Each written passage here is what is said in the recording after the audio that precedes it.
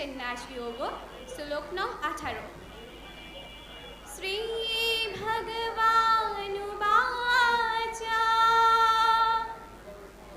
विद्या विनया सम्पन्ने ब्राह्मणे गविहस्तिनि शुनि चैव स्वपाके च पंडिता समदर्शिना। অনুবাদ।